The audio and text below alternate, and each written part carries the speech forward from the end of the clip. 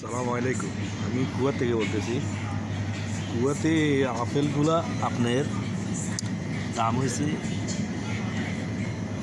770 পয়সা।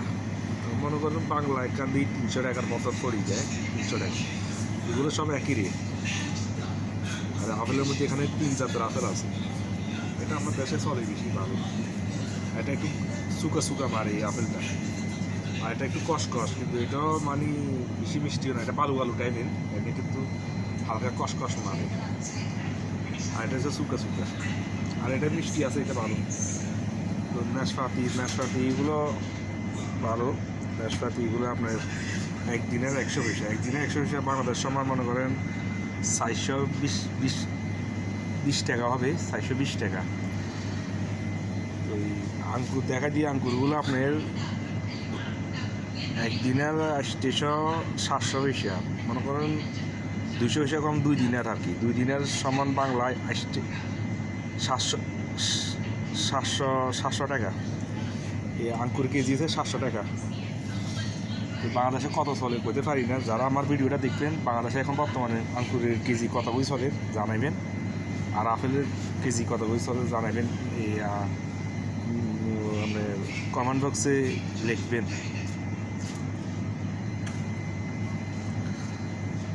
এখানে আবার কালো আঙ্গুরও আছে। এই আমাদের দেশে আনারসের চাষ করে, কিন্তু ইম্পোর্ট করে না। দেখছেন, ইম্পোর্ট করলে এগুলো কত দাম। এগুলো একদিনের 300, মনে হয় একদিনের 400 পয়সা। একখানি 600। একটাই চলে আসবে 600, বাংলা 600 টাকা। দেখছেন না, বাংলা 600 টাকা। এখানে রেটও লেখা আছে, রেট টাকা আছে। একদিনের 300, এখানেও রেট সেম রেট লেখা আছে। তার মানে 600 টাকা একটা আনারস। 600 টাকা। আনারসের কী মূল্যায়ন! আর বাংলাদেশে আনারস খায়ও না। কী দেখাবো এখানে? আবার কমলা আছে। এগুলো কম বেশি কমলা জানি না, কিন্তু কমলাগুলো দেখতে সুন্দর আছে, এত খারাপ না। এটা একদিনের মতন 900 পয়সা, 90 পয়সা, 990 পয়সা আর কি।